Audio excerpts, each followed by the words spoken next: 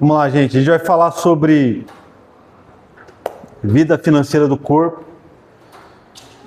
E aqui a gente quer ampliar um pouquinho para vocês o entendimento que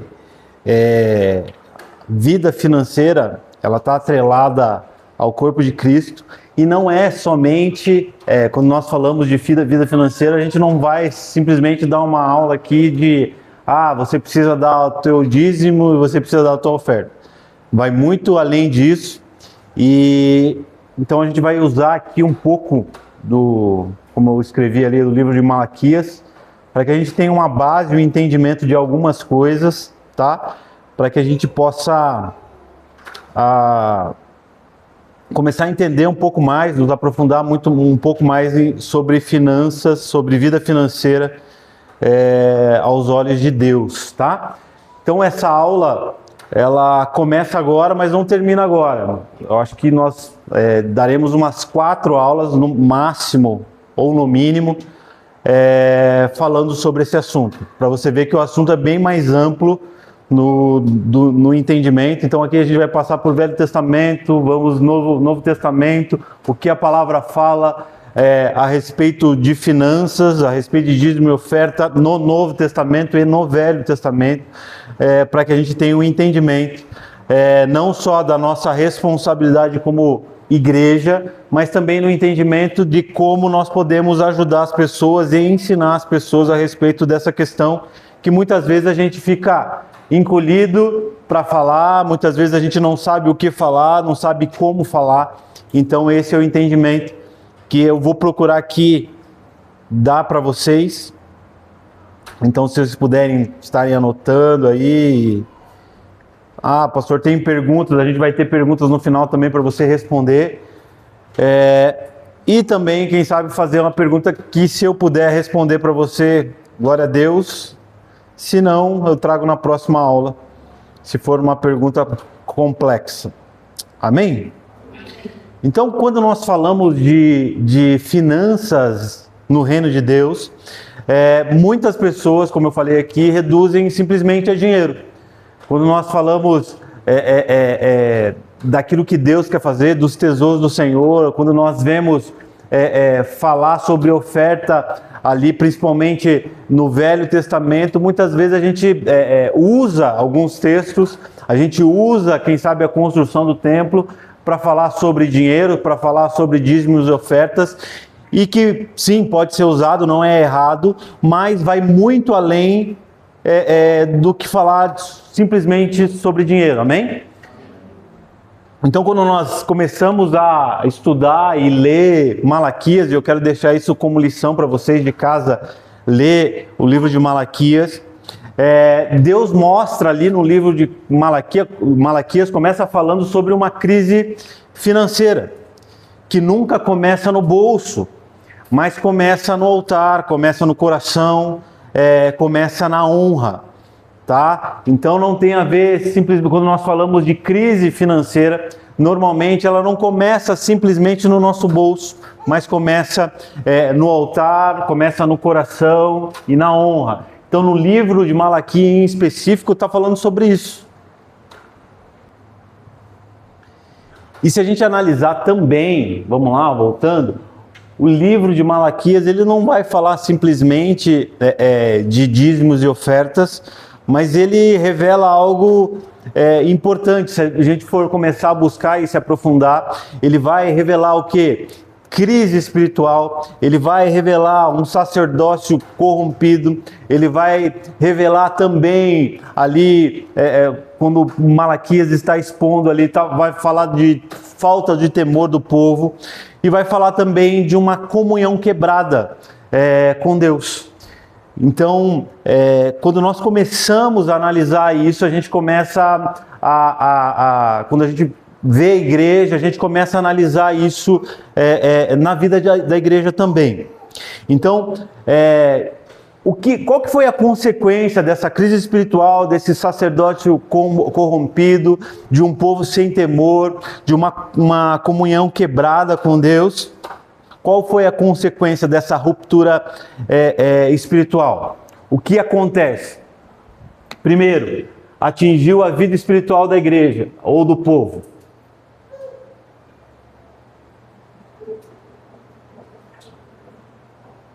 atingiu a vida espiritual, atingiu a família. E daqui a pouco nós vamos ler e você vai entender. Atingiu o culto a Deus. Atingiu a liderança.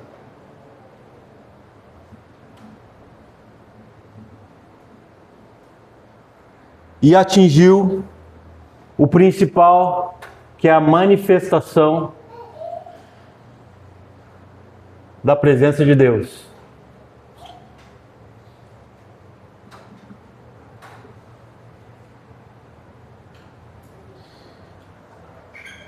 Então, a consequência de uma crise espiritual, de um sacerdócio corrompido, de um povo sem temor, de uma comunhão quebrada, começou a atingir outras esferas.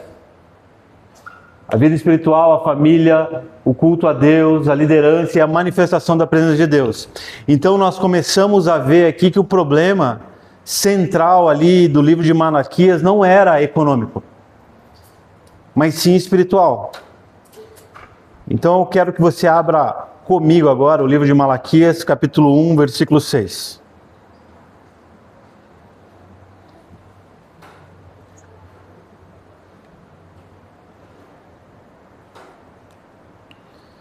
Abriram? A palavra está dizendo ali: o filho honra o pai e o servo ao seu senhor. Se eu sou pai, onde está a minha honra? Aqui é Deus falando através do profeta, e ali Deus está revelando uma raiz de crise, que era a perda de honra a Ele, a perda de honra ao Senhor. Então, o caos ele começa quando a honra termina. Anote isso bem grande. Fala assim: o caos começa quando a honra termina.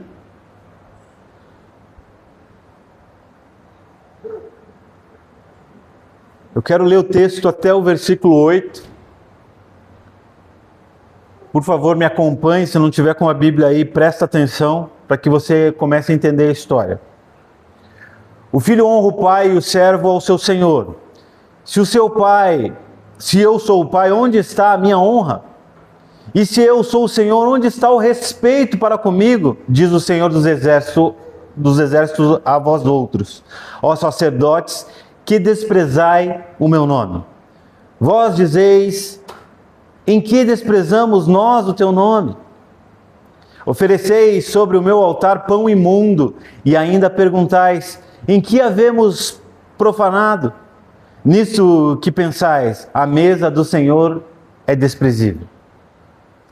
Quando trazeis animal cego para sacrificardes, não é isso mal? E quando trazeis o coxo ou o enfermo, não é isso mal? Ora, apresenta-o ao teu governador. Acaso terá ele agrado em ti e te será favorável? Diz o Senhor dos exércitos. Então olha o que acontece. O Senhor aqui está apontando uma série de problemas quanto ao povo. Falta de honra, falta de respeito, uma oferta ao Senhor profanado. E ainda ele destaca falando assim: ei, vocês não estão dizendo aí que em nada vocês estão profanando o sacrifício, em nada vocês estão fazendo algo contra mim. E daí ele dá o exemplo: ó, vocês estão trazendo um animal coxo, vocês estão trazendo animal cego, animal enfermo. E ele questiona: não é isso mal? E ele faz uma comparação: ora, apresenta-te ao teu governador, acaso terá ele agrado em ti e te será favorável? Aqui ele está falando e está fazendo uma expressão de que o povo havia perdido a reverência, o temor, a santidade e a sinceridade. Então o que estava acontecendo? Eles estavam dando a Deus aquilo que não prestava. Ou seja, eles estavam dando ali, como a palavra estava dizendo, eles estavam dando um animal cego, eles estavam dando um animal coxo, eles estavam dando animal enfermo. E aqui existe um princípio espiritual. Deus ele não estava avaliando apenas a oferta, O que Deus estava avaliando aqui? Ele estava avaliando o coração, estava avaliando a honra, estava avaliando o nível de temor. Não sei se você já prestou atenção, quando nós estamos ali ministrando ofertas, estamos falando que não importa o tamanho da tua oferta, mas sim o teu coração, sim o teu entendimento, sim o teu temor diante de Deus. Então, o princípio aqui estava sendo o mesmo.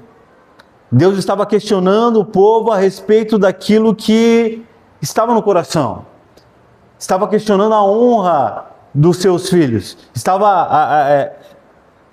avaliando ali, estava medindo o temor deles. Lá em Romanos 12:1, diz assim: apresentei os vossos corpos como sacrifício vivo, santo e agradável a Deus. O que Romanos, o que Paulo está tentando mostrar aqui? Ou o que o Novo Testamento está mostrando para nós? Está mostrando que a oferta a Deus, ela não é simplesmente material. Ela não é simplesmente aquilo que eu pago. Ela não é simplesmente um recibo que eu quito. Mas sim, a oferta é vida. Ela é santidade, ela é obediência, ela é um coração rendido. Você está aqui comigo? Então, o altar, ele muitas vezes revela o estado do coração.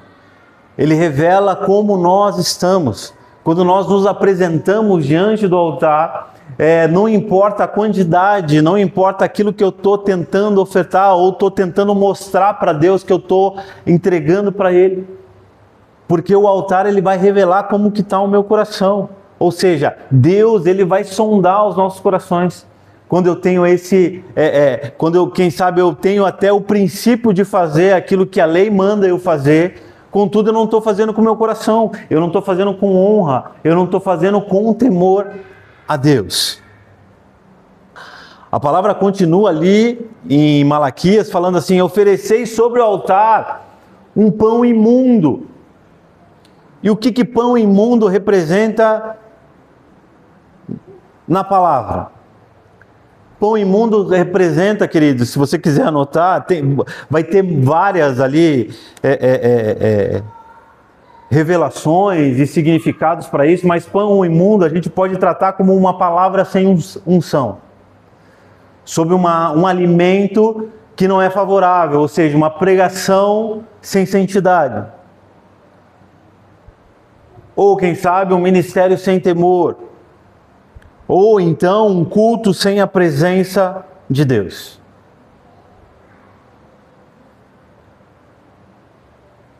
Segundo Timóteo 4:2-3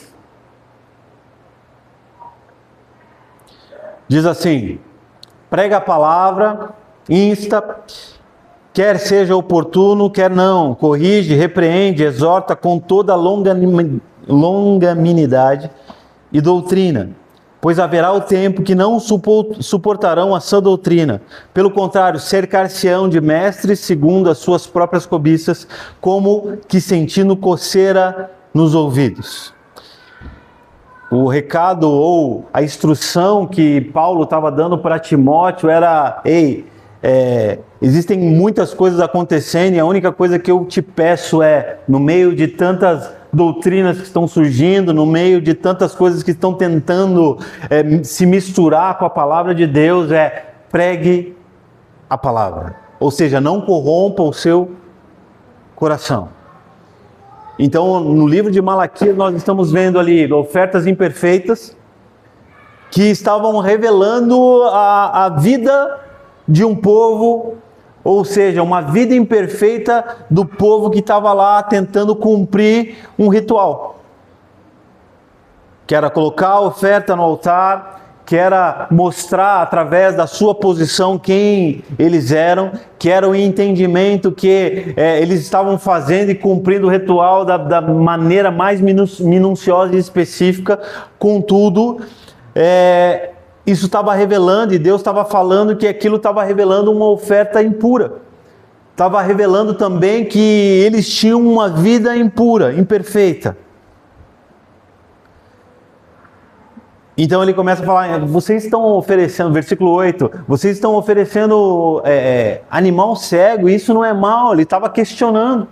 O profético veio sobre aqueles homens, aqueles sacerdotes, e que se diferenciavam do povo, e estava falando assim, ei, por acaso fazer isso errado, oferecer qualquer coisa para mim, isso não é mal aos olhos de vocês? E o que ele estava falando? O que significa ali um animal cego? Significa uma confissão cega. Ou seja, um pecado sem arrependimento. Sabe quando você vai pedir perdão e chega para o irmão, você está bravo com o irmão e simplesmente você faz porque você tem que fazer, porque a igreja tem que ver você tomando a ceia. E perdão e tudo bem, e daqui a pouco, depois que você está lá, acabou o culto, abraça o seu irmão que está do seu lado, você não quer nem olhar para a cara dele. Ou seja, você está ali com uma confissão cega. É um pecado que você está confessando, um perdão que você está pedindo, mas sem arrependimento. E ele fala do animal cego, ele fala do animal coxo, ele fala do animal doente. Animal coxo é imperfeito, ou seja, uma meia entrega que você está fazendo, que você está entregando. Ele fala do animal doente, ele fala de um remorso sem transformação. Alguém sabe o que é remorso? Quem sabe o que é remorso?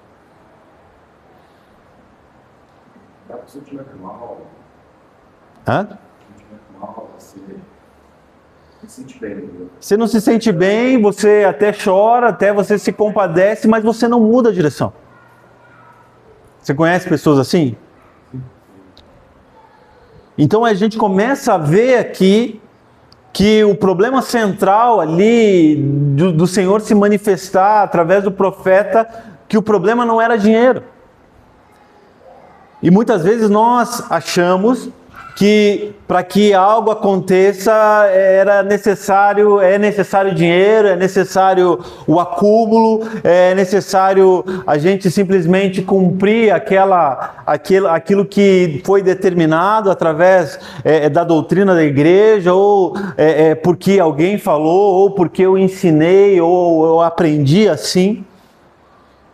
Mas o problema central aqui de agradar o Senhor em nenhum momento foi financeiro. Então o maior problema, presta atenção nisso, muitas vezes de Deus não se mover em finanças, de Deus não fazer e não cumprir aquilo que Ele um dia prometeu para você, não tem a ver com a quantidade que você dá, não tem a ver com aquilo que você coloca no envelope, que você fala assim, se eu der isso eu vou ganhar um carro, se eu der aquilo eu vou ganhar uma casa, se eu der aqui as coisas vão começar a ir bem, porque não tem a ver com isso, tem a ver com uma vida no altar. E muitas vezes nós somos ensinados, ei, dê que você vai receber. Mas muitas vezes a gente não enxerga que o nosso coração tem que estar alinhado com Deus. A gente não foi ensinado que muitas vezes o nosso coração precisa, muitas vezes não, sempre o nosso coração precisa estar em alinhamento com a palavra de Deus. Você está aqui? Vai comigo no versículo 10 lá de Malaquias 1. Olha o que a palavra está dizendo. Quem dera houvesse entre vocês alguém que fechasse as portas do templo, para que não acendesse em vão o fogo no meu altar. Eu não tenho prazer em vocês, diz o Senhor dos Exércitos, nem aceitarei as suas ofertas. Olha o que o profeta está falando, olha o que Deus está falando. Ele está falando assim, quem dera tivesse alguém que fechasse, vamos imaginar o templo aqui como uma igreja. Quem dera tivesse alguém ali que estivesse enxergando tudo isso, que fechasse a porta ali no domingo, para que não houvesse ali uma queima de fogo à toa, ou seja, para que tudo aquilo que estão colocando sobre o altar não se queime. Porque eu não tenho prazer, porque eu não me alegro com essas coisas. E o que isso nos revela? Primeiro, que Deus não está buscando um movimento religioso. Você está comigo?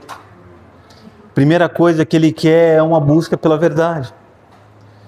Então, queridos, a primeira coisa que nós podemos entender, sim, a igreja ela precisa do lado financeiro e precisa de homens e mulheres fiéis que ofertem na sua obra para que a igreja continue aberta, para que a luz seja paga, para que haja ali a água, para que haja um conforto nas pessoas que são acolhidas dentro da igreja, para que ela possa assistir o culto, para que ela possa escutar bem o culto, para que os seus filhos sejam recebidos, discipulados, disciplinados na palavra do Senhor.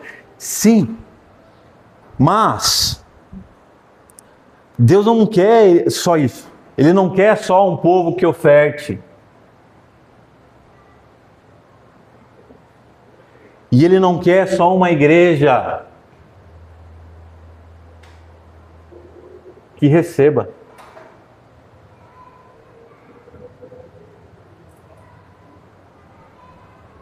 Você consegue entender isso? Por quê? Porque Deus ele não está em busca de um movimento religioso. Ele está em busca da verdade. Lá em João 4, 23, você lembra melhor do que eu esse versículo, que fala assim que Deus procura verdadeiros adoradores que adorem ao Senhor em espírito e em verdade. Então, quando eu tenho ou perco o entendimento que eu tenho que honrar a Deus, que eu tenho que adorá-lo em espírito e em verdade, eu estou ofertando sem honra. Eu estou entregando meu dízimo sem honra. E ofertar sem honra é desprezar Deus. Está comigo? Vamos além? Está com a Bíblia aí? Versículo 13. Diz assim, olha só. E vocês dizem ainda, que canseira! E torçam o nariz para isso, diz o Senhor dos Exércitos. Oferecem animais roubados, coxos ou doentes. Vocês acham que eu vou aceitar isso? Diz o Senhor. Ele estava falando com sacerdotes, ele estava falando com pessoas que tinham responsabilidade, sabia quem era Deus, sabia aquilo que eles estavam fazendo era tremendamente importante para que houvesse ali a manifestação, a presença de Deus, para que houvesse ali uma vida espiritual, para que houvesse ali um ajuntamento das suas famílias, o culto a Deus, a manifestação da presença, uma liderança com o entendimento de quem é Deus. Mas eles falam assim, que canseira. É mais ou menos quando o nosso coração ele começa a perder o amor pela obra de Deus. É quando está servindo a Deus, está fazendo o nosso melhor, ele perde o valor. E daí o altar começa a virar rotina. Eu tenho que fazer porque eu estou lá escalado. Eu tenho que vir porque eu tenho que vir mesmo. Eu tenho que fazer porque eu acho que se eu não fazer, alguém vai me ligar e vai me cobrar a respeito disso. 2 Coríntios 9, 7 diz assim, Deus ama ao que dá com alegria. Você está comigo?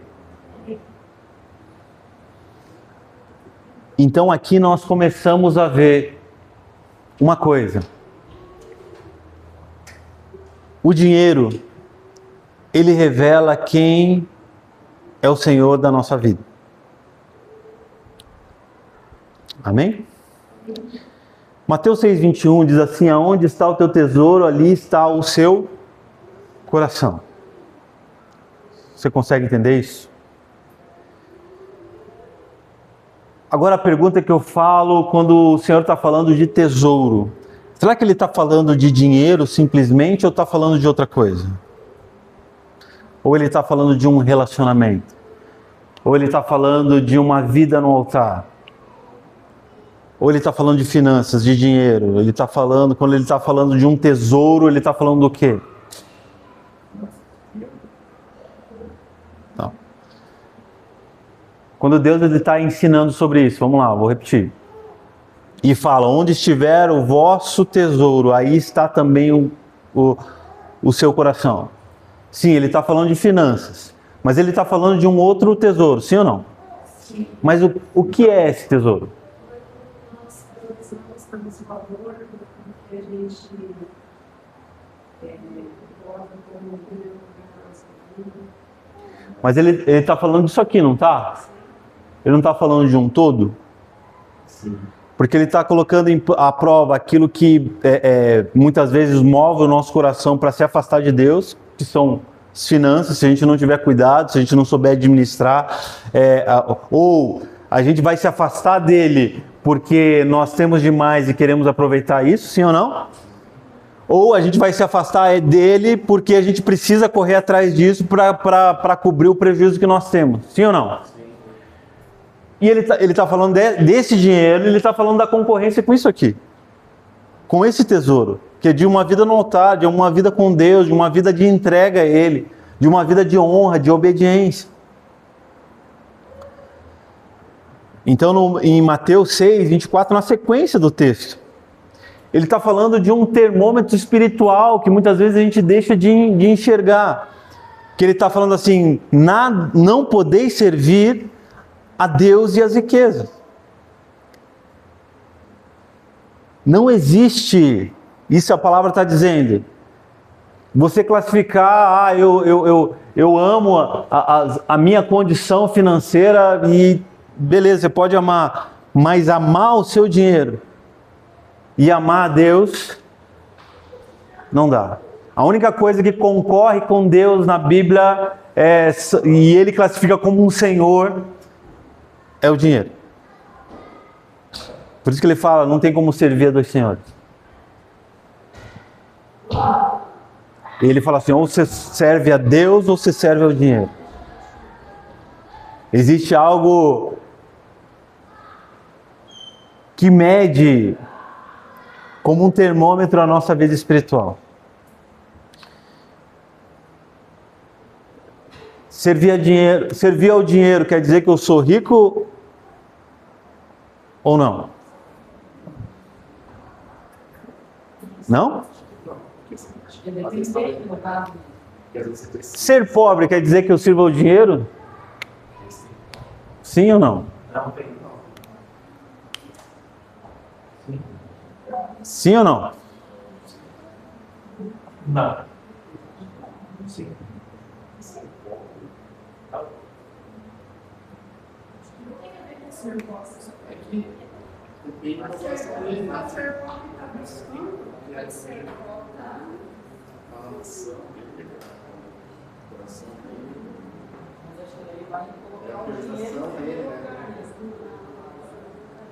Vamos lá, não tem relação, tá? Vamos lá, só para a gente entender. Ser pobre não tem relação se eu sirvo ao dinheiro ou não, tá? Mas muitas vezes, aonde eu estou colocando meu coração está me dando uma condição que eu não consigo. Muitas vezes eu estou tentando fazer com que as coisas virem, que as coisas melhorem, que as coisas se acelerem. Todo mundo tem que fazer isso mesmo, amém? Mas o problema é quando eu começo a endeusar esse lugar. É quando eu começo a tratar isso como um Deus na minha vida. Então eu tipo assim, eu tenho uma condição, vamos dar um exemplo, eu ganho um salário mínimo. Ou eu ganho um mínimo para viver. E aquilo me sustenta. Eu como, eu consigo pagar as minhas contas diárias, meu aluguel ou não, ou a prestação da minha casa, eu consigo comer, eu consigo vestir e eu consigo caminhar ou sobreviver. E no final do ano ainda consigo comprar presente para as crianças e está tudo certo. Vida que segue. Isso é digno, sim ou não? Sim ou não? Sim. Agora, se eu começo a ter sede de algo, se eu tento lutar para conquistar, e como eu disse aqui, não existe problema nenhum nisso, tá? E eu creio que muita gente que hoje tem uma vida tranquila financeiramente, são pessoas que realmente lutaram por causa disso, e glória a Deus por isso, amém? Agora, se isso vira o tema central da vida dessa pessoa, É disso que nós estamos tratando. A mesma coisa a pessoa que é rica e não consegue reconhecer que Deus existe, que Deus salvou a vida dela, que Deus deu uma condição especial para que ela possa abençoar outras pessoas, para que ela possa servir outras pessoas, para que ela possa ser um canal de bênção através daquilo que o Senhor colocou na vida dela, que é diferente de outras pessoas. O problema é quando eu coloco isso em primeiro lugar na minha vida e perco tudo isso aqui. Vocês conseguem entender isso? Então, por que Jesus coloca esse entendimento aí? Você não pode servir a dois senhores. Você não pode servir a Deus e as riquezas. Você não pode servir aquilo que, quem sabe, vai te levar para um outro caminho, e quem sabe um caminho que você pode falar, um caminho abençoado, mas que vai te levar para um caminho longe do Senhor. O Senhor está nos falando o seguinte: ei, aonde está o teu tesouro, aí está o teu coração. Que não tem a ver, presta atenção nisso, não tem a ver com você estar bem financeiramente. O problema é o teu coração estar nisso. O problema é você ser corrompido por algo que você vai ganhar, ser corrompido por algo que, quem sabe, você vai passar por cima de muita gente. Você vai ser corrompido no sentido que você vai desonrar o Senhor através das suas atitudes, através das suas ações, através das suas palavras, através do seu estilo de vida. Tudo bem até aqui? Mesmo? Então, finanças, elas são um termômetro espiritual do crente. Se ele dá ênfase muito mais às finanças, e quando eu falo finanças, em correr atrás disso e ficar cego e para outras coisas e correr somente atrás disso, o que vai diferenciar esse termômetro é o nosso coração em Deus. Então, se eu sei que as finanças não me corrompem, se eu sei que o Senhor está me abençoando, se eu sei que eu estou diante do altar do Senhor, fazendo o meu melhor, entregando o meu melhor, e quando eu falo entregando o meu melhor, queridos, não é a respeito de finanças, eu estou falando a respeito do meu coração. Amém? Isso quer dizer honrar a Deus. Agora, se mesmo assim eu continuo no mesmo lugar, por exemplo, eu estou aqui com o amado, eu entrego o meu melhor a Deus, eu faço o meu melhor da mesma maneira que ele tenta fazer e compensar através, por exemplo, ele está correndo atrás da grana e eu estou procurando agradar a Deus, vamos dar um exemplo assim. Então meu tesouro, entre aspas, está em Deus. E o tesouro do amaro, entre aspas, está em buscar e se diferenciar e ser o melhor e conquistar e conquistar. E estamos aqui na igreja, estamos aqui congregando e ao mesmo tempo eu estou entregando lá as moedinhas da viúva pobre e ele está entregando os milhares dele no altar. De quem Deus vai receber?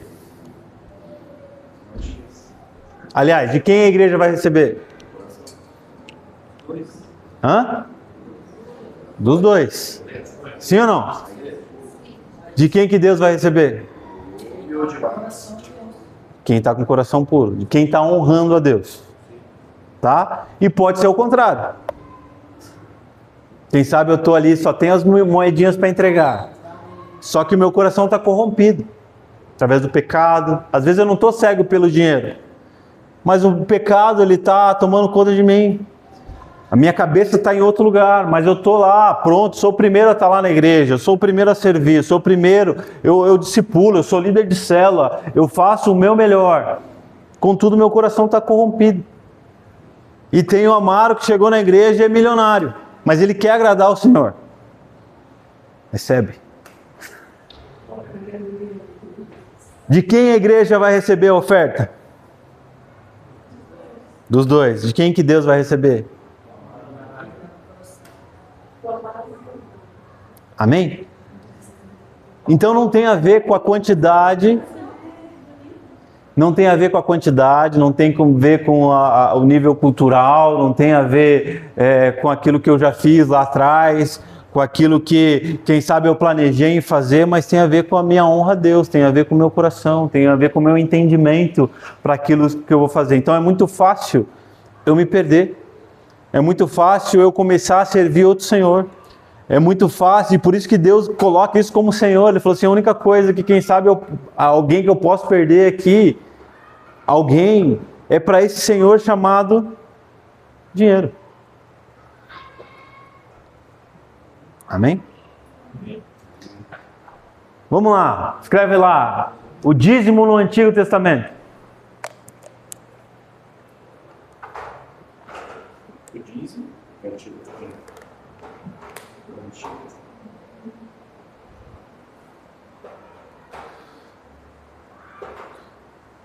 Números 18, 21 diz assim, anota aí, só o versículo, tá? Não precisa escrever.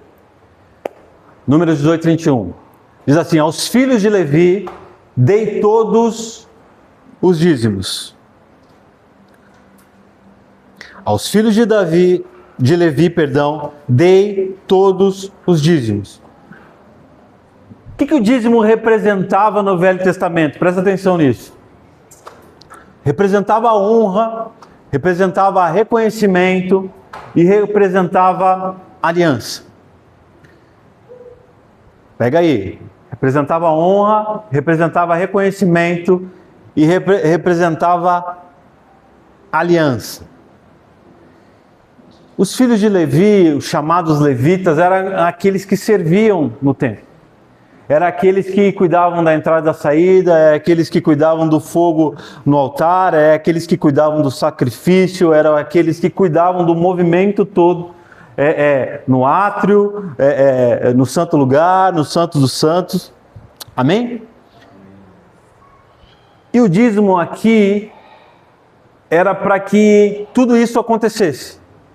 Então revelava ali, mais uma vez, honra, reconhecimento e aliança. Porque em Malaquias 3, começa ali, e aqui nós estamos vendo, que em Malaquias 1 tudo isso foi corrompido. Já não tinha mais honra, já não tinha mais reconhecimento a Deus, já não tinha mais aliança com Deus. E eles estavam fazendo, ou quem sabe recebendo isso, e tudo isso já estava corrompido no coração deles. Em Malaquias 3 acontece o reestabelecimento. Malaquias 3, versículo 3 diz assim: ele se assentará como derretedor e purificador da prata, purificará os filhos de Levi e os refinará com ouro e como prata, e eles trarão ao Senhor as ofertas justas. Olha que interessante. Aqueles homens, eles passaram por um momento onde o coração foi corrompido, mas depois lá em Malaquias 3 vem a palavra profética de reestabelecimento, falando assim: ei, o Senhor vai purificar esse que ele se separou. O Senhor vai purificar os filhos de Davi. Então, antes da restauração financeira, o que aconteceu? Deus vem e restaura os sacerdotes, Ele restaura o altar, Ele restaura ali, através dessa palavra, a santidade e também a comunhão. Antes que tudo fosse restabelecido, houve o que? Restauração. A única maneira de nós entendermos que Deus vai receber aquilo que nós estamos ofertando, e aqui eu não estou falando só de dinheiro, presta atenção nisso, é o entendimento de restauração, de purificação da parte de Deus. Não importa se a mim foi atribuído algo importante, se eu levita era sim um serviço a Deus, um encargo importante, porque você estava dentro do templo, você estava servindo, você estava fazendo o seu melhor. Mas a partir desse momento que Deus fala assim: opa, eu preciso restaurar isso, eu preciso reestabelecer, então eu vou purificar os filhos de Davi como prata e como ouro. Ele estava falando assim: ei, vocês são um metal precioso, contudo vocês precisam ser refinados. Então, queridos, para que haja um entendimento de uma restauração, financeira nas nossas vidas, se vocês estão buscando, eu preciso de algo, de um milagre de Deus, eu preciso que Deus haja, eu preciso que Deus faça, primeira coisa que precisa olhar dentro de você é o seu sacerdócio. Segunda coisa, a vida no altar. Segunda coisa, a tua caminhada em santidade. E quarta, comunhão com Deus. O que Deus estava querendo fazer é uma restauração, um restabelecimento do entendimento, uma mudança de mente. Romanos 12:2 na vida deles. O entendimento de falar assim, você tem que entender o que é ser um sacerdote. Aquele que mantém o fogo, a chama acesa. Você precisa entender o que é colocar, cuidar do altar. Saber entrar no altar. Saber o entendimento daquilo que da responsabilidade que você tem. A terceira coisa você precisa entender que, mesmo que você tenha esse entendimento, se você não tiver santidade, eu não vou conseguir restabelecer nada. E outra coisa, você pode ter tudo isso, você pode caminhar em santidade, mas se você não tiver comunhão, seja comigo, Deus, seja com os irmãos, assim como a igreja nos ensina, amai meu próximo, o Senhor acima de todas as coisas, meu próximo como a si mesmo. Se não houver comunhão, eu não vou conseguir restabelecer nada. Então, o que acontece? Versículo 10.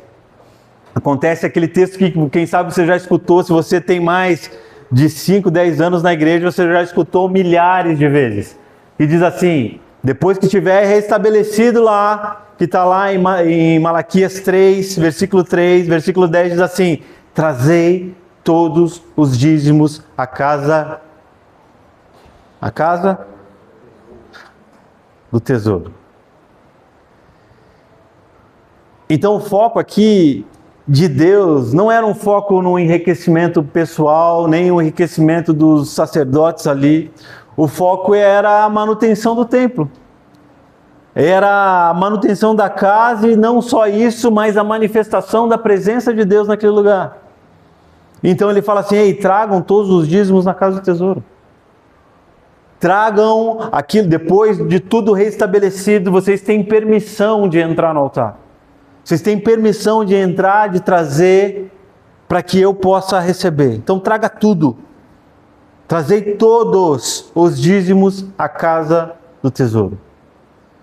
Então o entendimento isso não serve para enriquecimento pessoal, mas serve para que você entenda o que é honra, o que é obediência e o que é, vamos lá voltar, e o que é comunhão e santidade.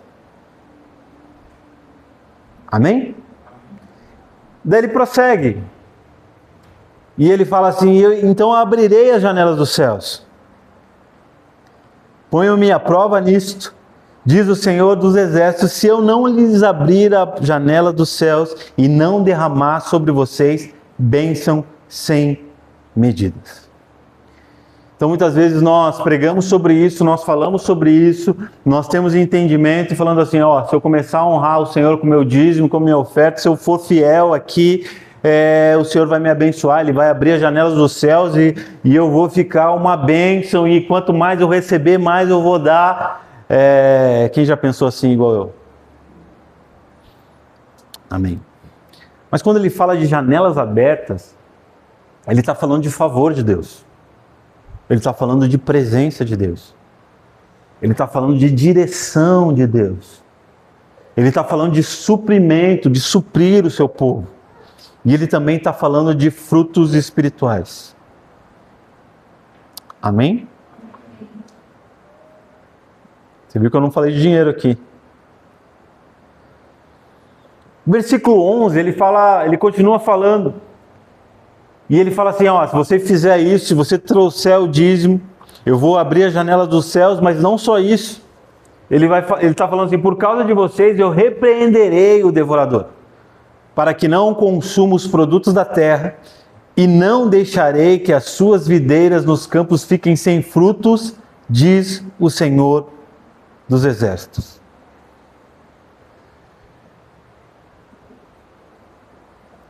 Fala assim, repreender o devorador. Queridos, o verdadeiro segredo da prosperidade bíblica é a permanência em Deus. Ele está falando assim, ó, se vocês forem fiéis, se vocês permanecerem, eu vou repreender o devorador para que aquilo que você fizer, ele está falando de futuro, aquilo que você fizer no campo, não haja dano. Aquilo que é o fruto do seu trabalho, fruto do teu suor, não tenha dano. Então, quando nós começamos a entender e começamos a decifrar algumas coisas, aquilo que Deus quer fazer, a gente vai começar a entender que o maior segredo de quem dá o seu dízimo, de quem dá a sua oferta, e daqui a pouco nas próximas aulas eu vou falar sobre dízimo e oferta e tudo mais, tá? Mas é o entendimento de honra, é o entendimento de santidade, é o entendimento de obediência a Deus, é o entendimento de que a minha vida ela tem que estar no altar. Eu tenho que me apresentar no altar com meu coração puro, com as minhas mãos limpas. O chamado de Deus para as nossas vidas, para viver essa prosperidade que a palavra diz, que é prosperidade bíblica e não financeira, fala de uma permanência em Cristo. Amém? Vamos lá, Jesus e o dízimo.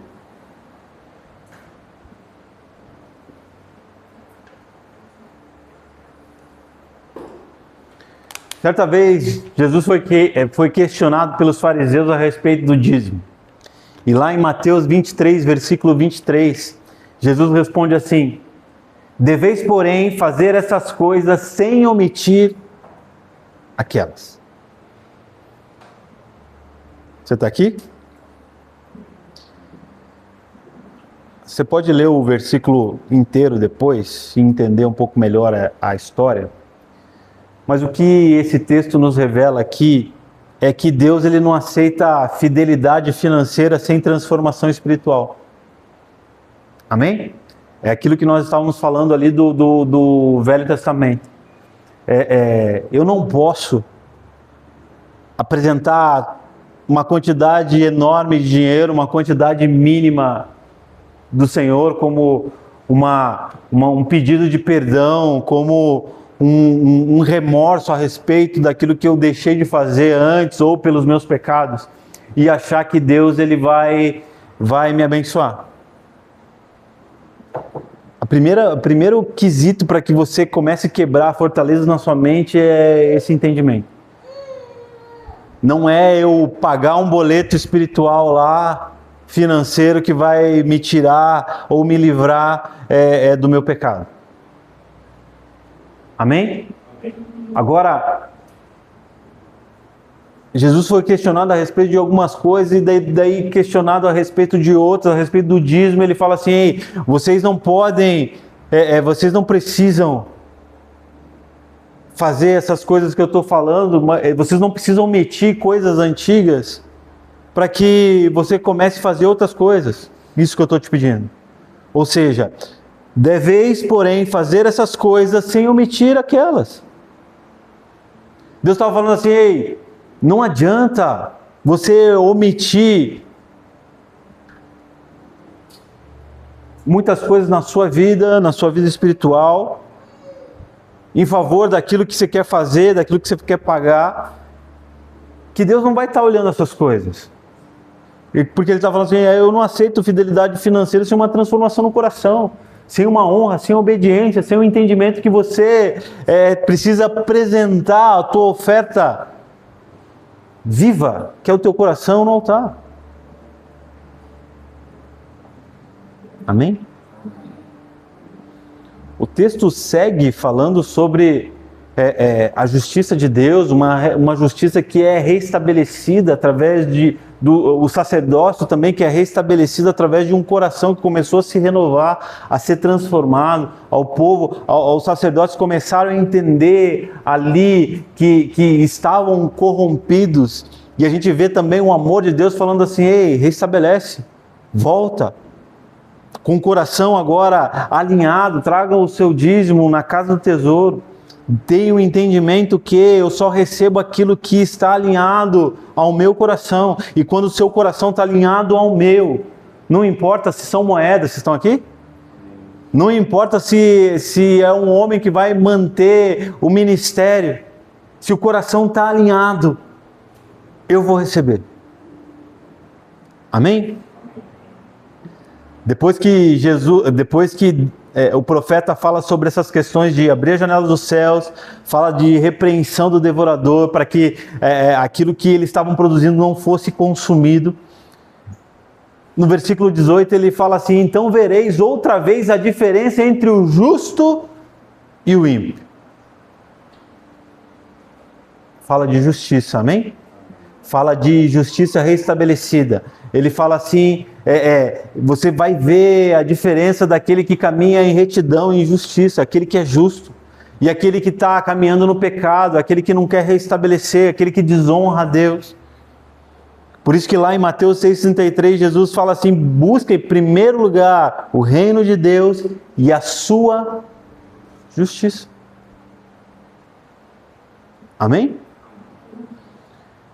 Mais um tópico: a vida financeira do corpo. Que é o nome da nossa aula. Abre para mim lá em Atos 4:32 a 35. Lembrando que a nossa base é Malaquias, tá? Atos 4:32 a 35.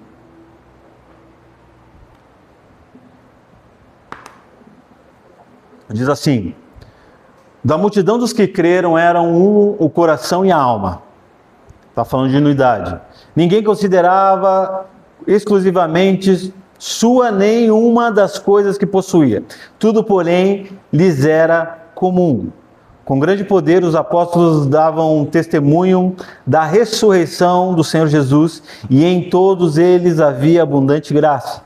Não havia nenhum necessitado entre eles, porque os que possuíam terras ou casas, vendendo-as, traziam os valores correspondentes. E os que depositavam aos pés dos apóstolos, os depositavam aos pés dos apóstolos, então se distribuía a cada um conforme a sua necessidade. Características da igreja primitiva. Primeira, unidade. Então a igreja primitiva tinha unidade.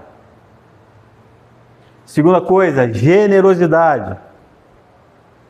A palavra fala que eles eram um com o outro e também nenhum julgava aquilo que ele tinha, que era dele ou de outro. Então, eles entregavam, tinha generosidade.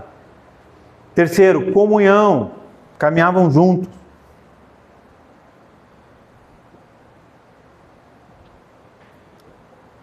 Quarta, temor. Entregavam aos pés dos apóstolos, entregavam ao Senhor. Não duvidavam daquilo que o Senhor estava fazendo. E quinto, serviço. Todos serviam igualmente.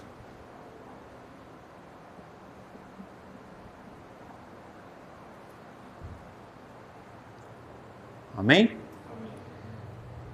Será que mudou alguma coisa? As características da igreja primitiva para a da igreja contemporânea?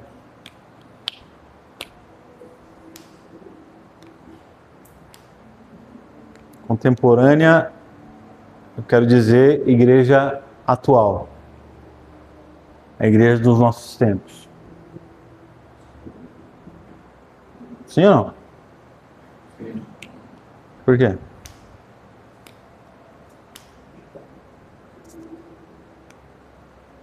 Pode, não tenha medo de responder, pode falar.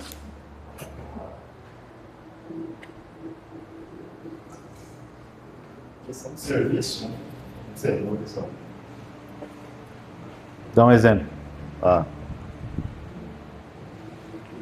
vejo que hoje as pessoas escolhem quais ministérios querem servir, né? E antigamente não, antigamente o pessoal tinha mais temor, o pessoal servia com o coração mesmo. E hoje o pessoal vai muito pela emoção e pelo status, né? Do ponto de vista. Amém. Quem mais? Tem um exemplo?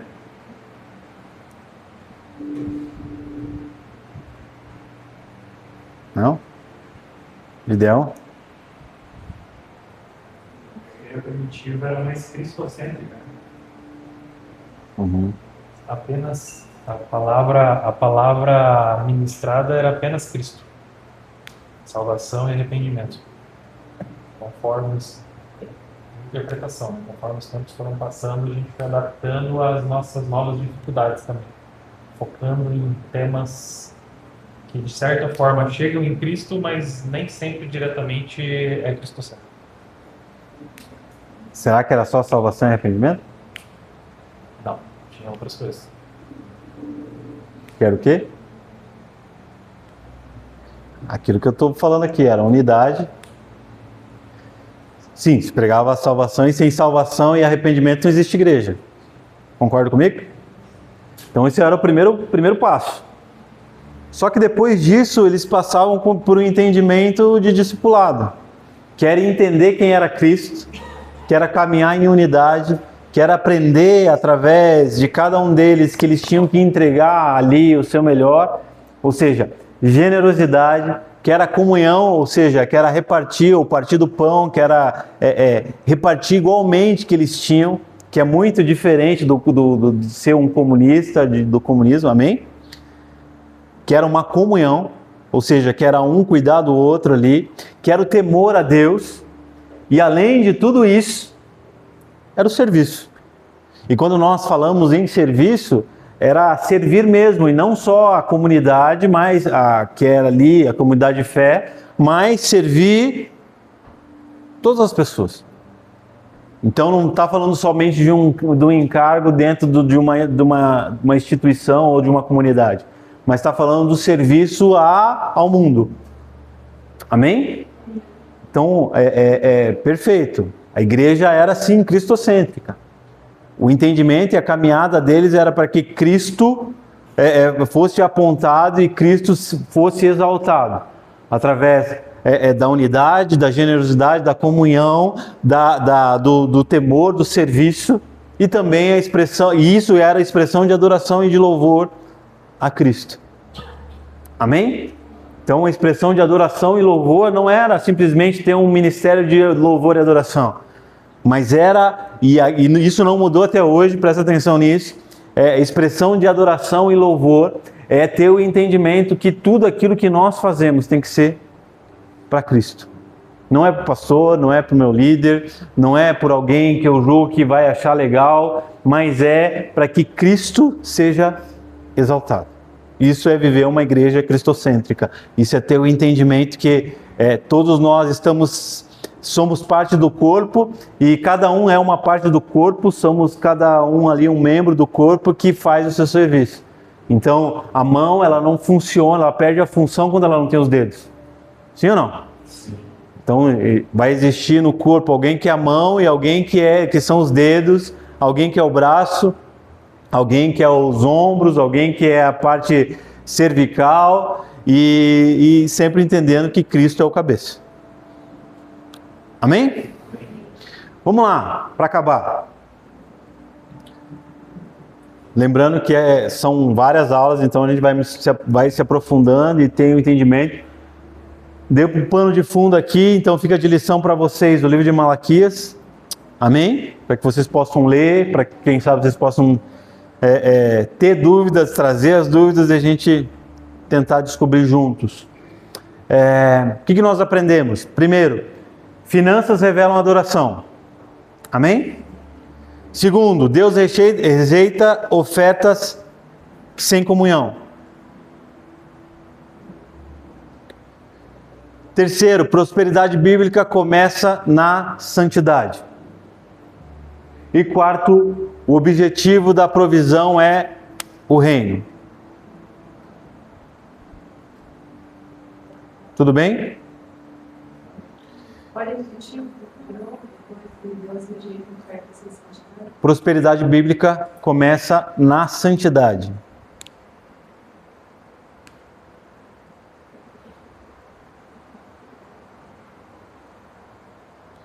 E o objetivo da provisão é o reino.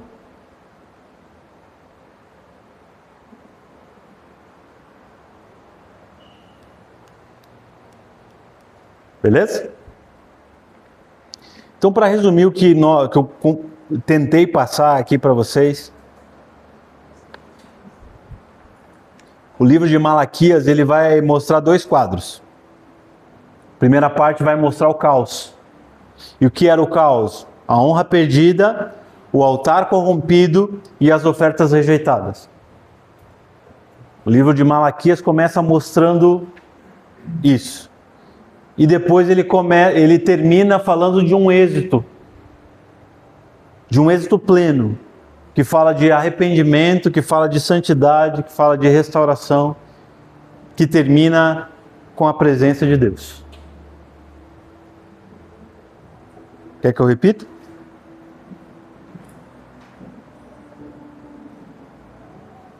Quer que eu repita?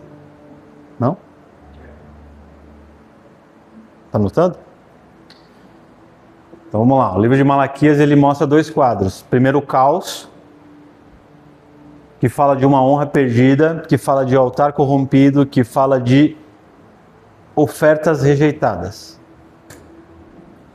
Honra perdida, altar corrompido e ofertas rejeitadas. Isso fala a característica do povo de Deus. Amém? E depois do arrependimento, ele fala de um êxito pleno. Então, o êxito pleno ele causou ali arrependimento, através do arrependimento, santidade. Através da santidade, restauração. E depois a presença de Deus.